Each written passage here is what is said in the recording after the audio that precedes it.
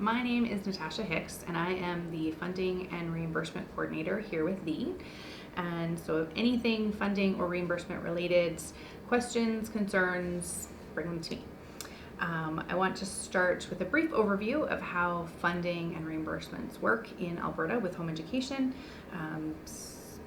So we have a general idea of how things work. Eligible home education students receive a certain amount of funding each year from Alberta Education. The funding goes from Alberta Education to your associate board. They give it to your school, who then passes it down to your home education board, which in this situation is Thee. And then we are able to put that funding amount into an account for the family. The funding is given out per eligible student. However, we put that into an account for the family. So if you have one student or 4 students, or doesn't matter, it all goes into one family account for your funding. As I said, there are a few things that you need to keep in mind that will make you an eligible student. An eligible student is a student who is 5 years, 8 months old on September 1st or 19 on September 1st. So as long as you turn 20 after September 1st, or you are at least 5 years, 8 months old on September 1st, you qualify for home education in Alberta. Another thing that you do need to keep in mind is your primary residence does need to be in Alberta. So the parent needs to be able to provide us the documentation that shows that they live in Alberta. And then you're eligible for home education funding. There is one situation where outside of the age and residency, where a student would not qualify for home education funding, and that is if a student is enrolled in another school program, teacher directed. So if a student wants to take, usually this comes in high school, so if a student wants to take a CTS course, some sort of option course, there's a wide variety of them that programs will offer, and they will tell the students that they can enroll in their program and take foods or carpentry or whatever, and still be a home education student. Unfortunately, that is not correct. In Alberta, once you have enrolled in a teacher-directed program, even if it is only for one credit course, like I say, foods or whichever program your student was wanting to take, that then makes you a school student in that program and no longer a home education student. If there is something that your student is wanting to do in terms of CTS courses or option courses of any kind that another school is offering, you can let me know and we can chat about it, and I can walk you through how we can help your students maybe get a similar sort of course. However, once you've enrolled them in another school, they will no longer be a home education school.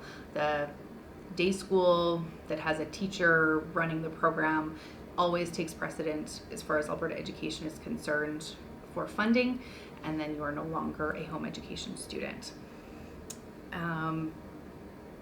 Now we'll move on to the funding deadlines. We do have a few with regards to reimbursements.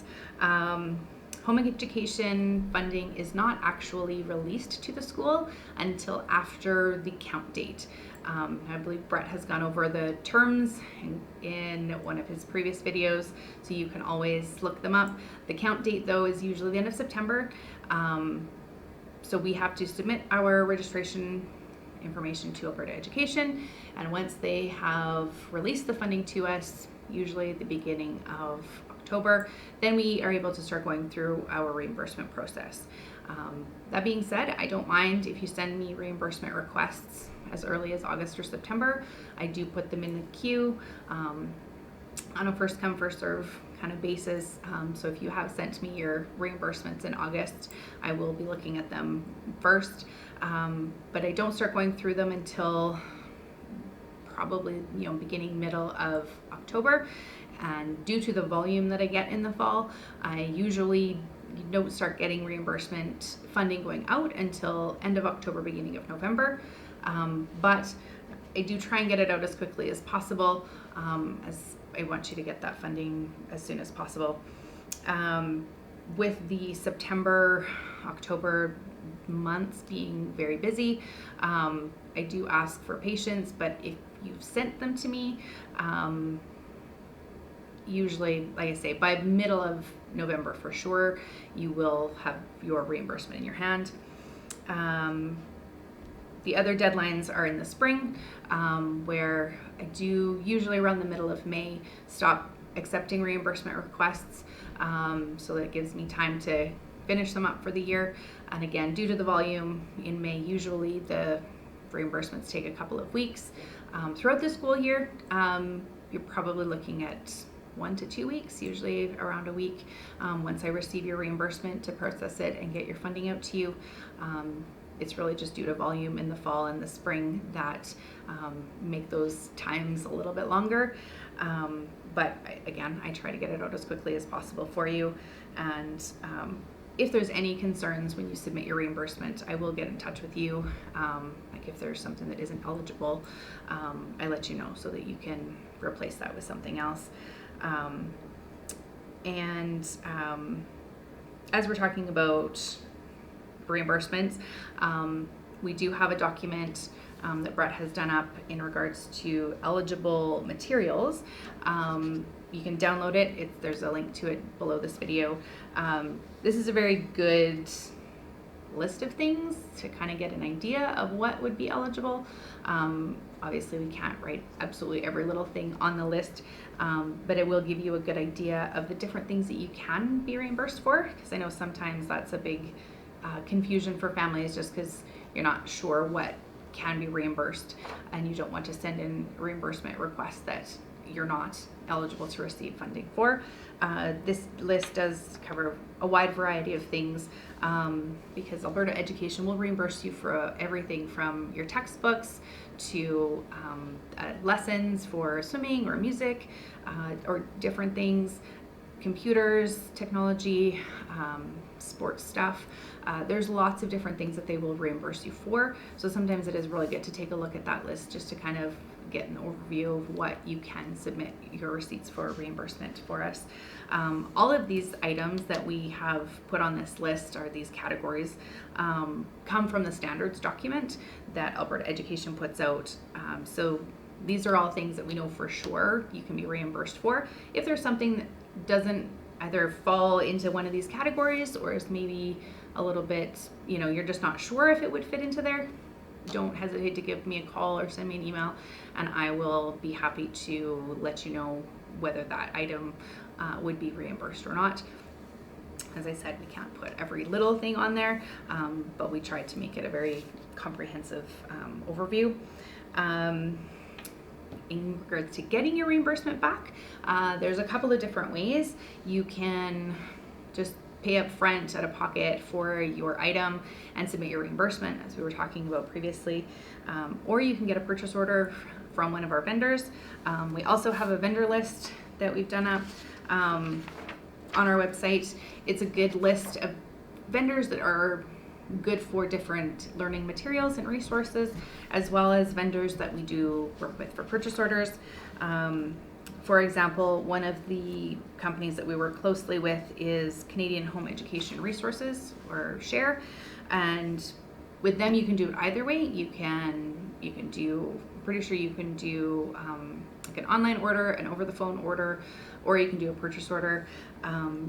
They're great to deal with. They have very good curriculum and resources there.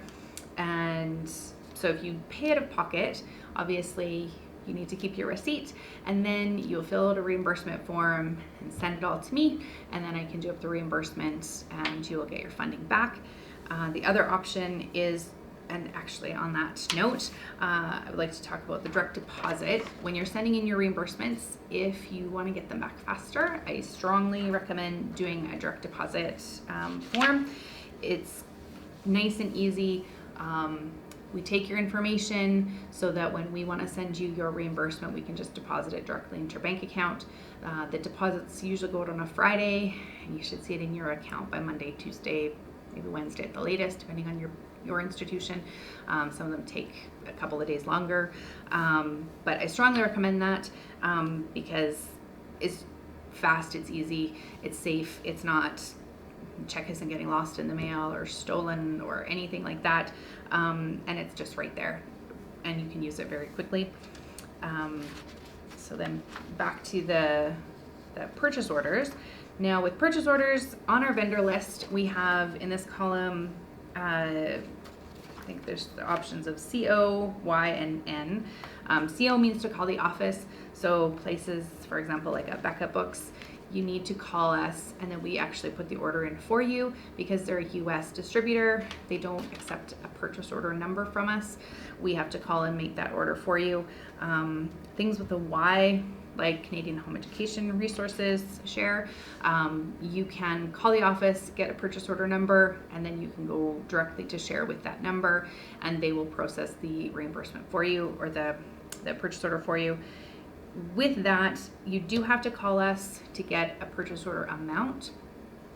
You can use as much of your funding as you want. So if you have $500 left or you have $2,000 left, you can use whichever you like. If you say you decide you want a $500 PO for share and you call them and your order is a little bit over that, you would just have to pay the difference. If it's under that, that funding amount goes back once I get the bill from share. So you don't have to worry about losing the funding, it's still there. It's just been allocated to share for the time being. And then there are a few vendors where they are still good to purchase learning materials from. We just aren't able to offer purchase orders for. There are a variety of reasons. Really the most common one is their billing method is not conducive to a purchase order system. For example, the one company that we used to do purchase orders for, if you ordered 5 different things and they shipped them out in 3 different shipments, they would actually bill us 3 separate times on the one order, which just makes it a bit of an accounting nightmare for me. So we aren't able to work with that. But they do still offer good materials, so we still have them on our vendor list because they are still a good company to work with. And that concludes our summary of funding and reimbursement information. Please watch the next 2 videos that deal more specifically with the reimbursement form and process as well as purchase orders.